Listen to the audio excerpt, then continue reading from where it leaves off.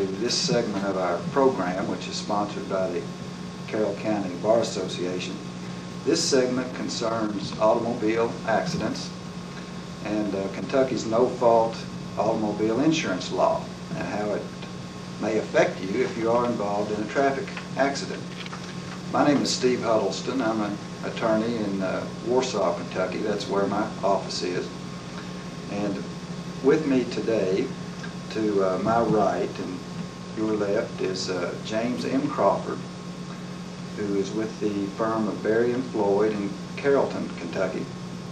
And he will talk to you in a minute about what to do if you sustain damages as a result of an automobile accident in this state. I think especially he'll dwell on what you can expect from your insurance company under our no-fault insurance law in this state.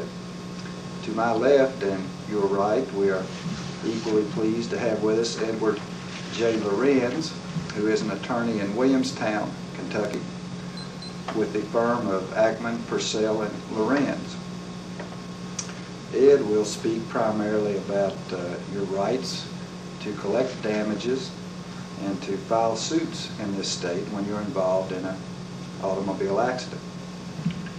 The overall purpose of this segment is to, as I said, explain your rights in this state in the event you're involved in an automobile accident, especially vis-a-vis our particular insurance scheme in this state, which is what we call no-fault insurance. What I'm going to talk about initially is what you should do if you are unfortunate enough to be involved in an automobile accident. The first thing, quite naturally, which is incumbent upon you, is to stop. It is the law of this state that you must stop whenever you are involved in an accident which involves injury or death to another person, or even just property damage. This is very important. It is, as I say, a statutory duty for which you can be punished under the criminal law of this state if you fail to stop, and it could result in you losing your driver's license if you fail to stop and ascertain damage or injuries. Another thing I believe you should do is render assistance to injured persons. Now let me say that there are many very competent attorneys that might well tell you that you should avoid this if at all possible. The reason I say that is that you have to be very careful not to exceed your capabilities or your training in doing this.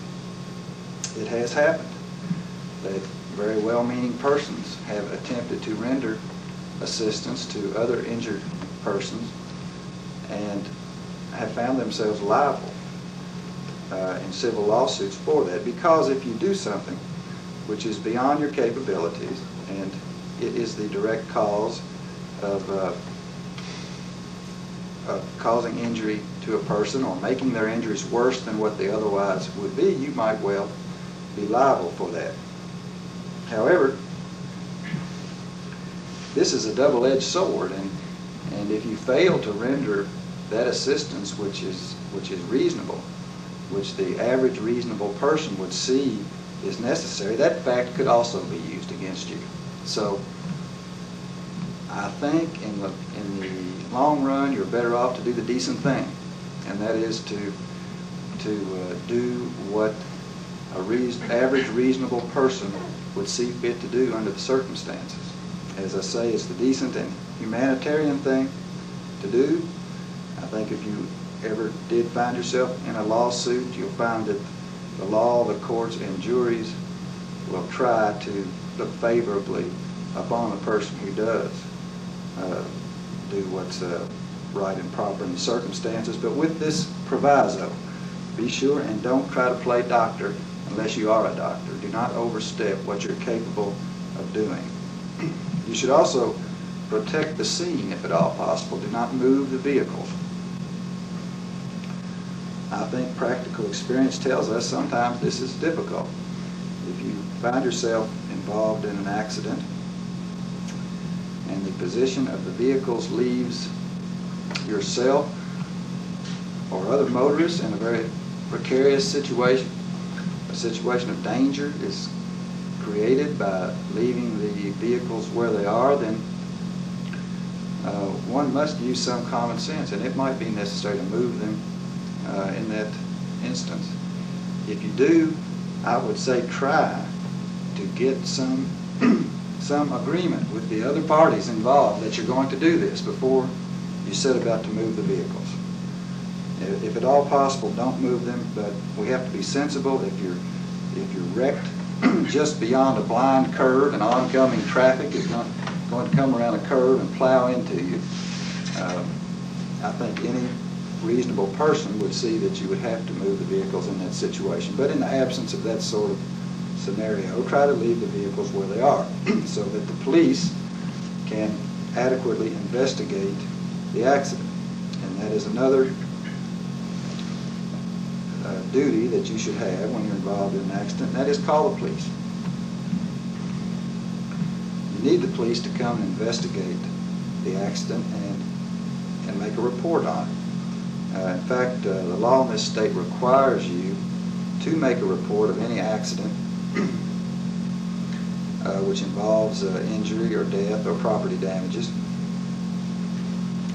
And this accident is also needed by your insurance company, and if you, as a course of events play out, if you end up having an attorney represent you on any matter, it is an invaluable tool for your attorney. It contains a wealth of information that may be very hard to ascertain very long after the fact of occurrence of this accident.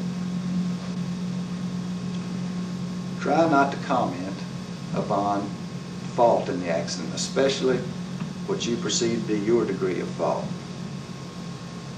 You may feel like you're at fault, but after all, you don't necessarily know what the law is with regard to this particular situation, whatever it is happened to occur to cause the accident.